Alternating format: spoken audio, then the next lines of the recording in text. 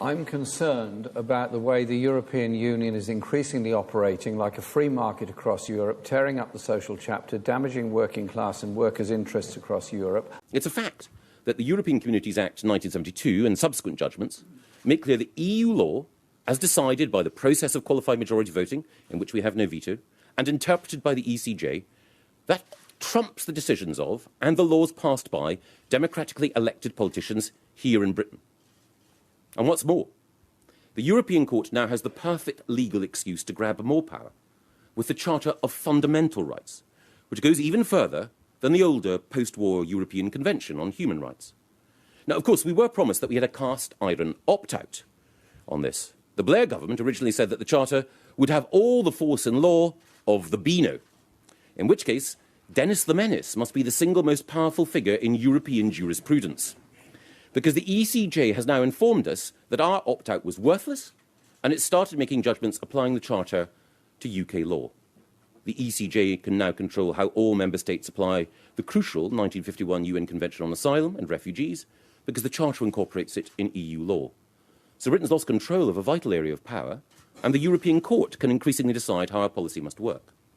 The ECJ has recently used the Charter to make clear that it can determine how our intelligence services monitor suspected terrorists. So how long before the ECJ starts undermining the Five Eyes intelligence sharing agreements that have been a foundation of British security since 1945 and which are the source of jealousy and suspicion in Brussels? The ECJ recently used the Charter to make clear that the European Court, not our Parliament, can decide the issue of whether convicted felons can vote, and if so, how far this right should be extended.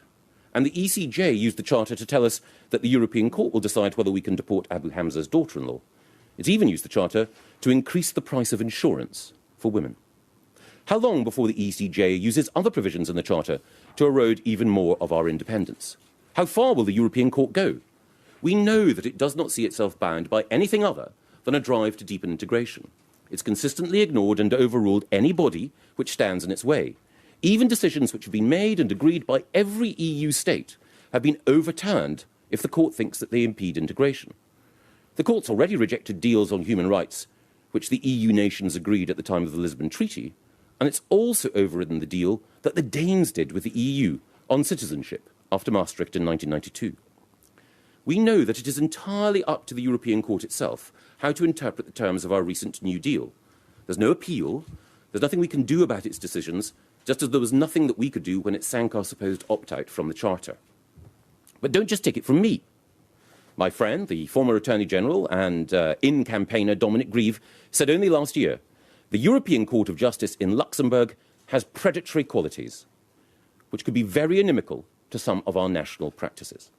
It's clear that if we vote to stay, we are giving away more power and control to unaccountable EU institutions this year and every year. If we vote to stay, the EU can then press ahead with the plans outlined in the Five Presidents' report, which I mentioned a moment ago. And those plans include the transfer of powers over tax, so that we could lose vital fiscal freedoms.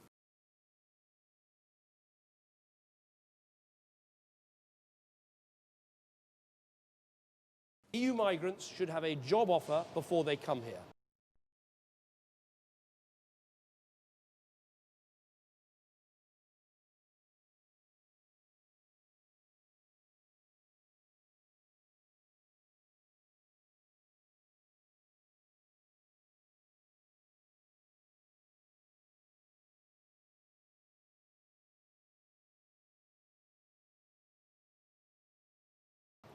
UK taxpayers will not support them if they don't.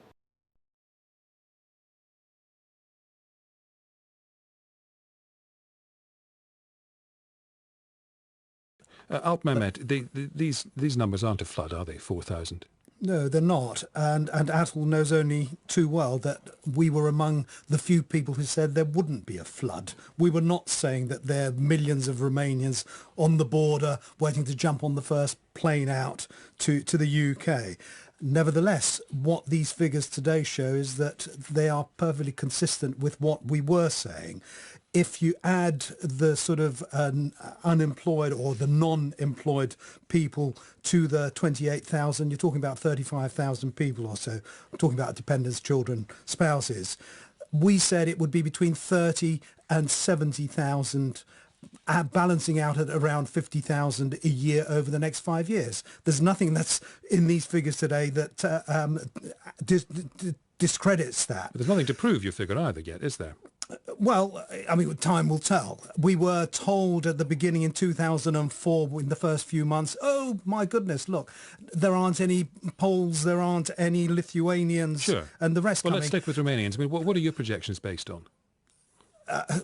We base them on the numbers already here, on the attractions of this country. If you compare someone on we're not suggesting that people are going to come here and sign on the dole, but if you compare what someone will earn in work, the benefits that they will get as a result of being on a minimum wage or thereabouts, they're going to end up being something like 8 or 9 times better off by coming to this country. Now, why wouldn't they? We're not talking about hundreds of thousands of people. We're talking about 50,000 a year on top of all the others. Can I suggest to both of you, I already put this to Atul, I suppose, that these figures are, if maybe not even educated guesses, they're just guesses.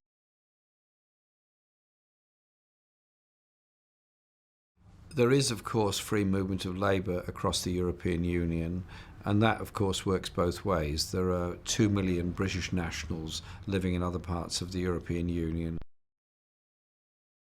There's been a sharp rise in the number of Romanians and Bulgarians who found work in the UK. The Office for National Statistics says 189,000 people who were born in Romania and Bulgaria were employed in Britain between July and September. It's the highest quarterly figure since the labour market controls were lifted in January, giving people from the two countries unrestricted access to the jobs market. More details from our Home Affairs correspondent, Danny Shaw. In the first half of the year, after labour market controls were lifted, the number of Romanians and Bulgarians working in the UK went up rather more slowly than expected. Between July and September, however, numbers significantly increased by 31,000 on the previous quarter, a rise of 20%. There are now 49,000 more Romanians and Bulgarians working in Britain than there were a year ago. The one thing which will not change is our ability to trade freely with Europe.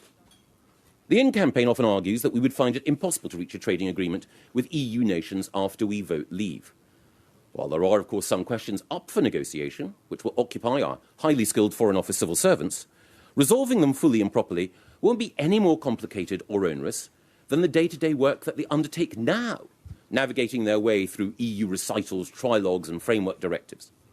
Indeed, if we vote to stay, that work will only grow more complex, and negotiations in the EU will only become more burdensome. But if we vote to leave, the need for this bureaucratic processology will come to an end. The core of our new arrangement with the EU is clear.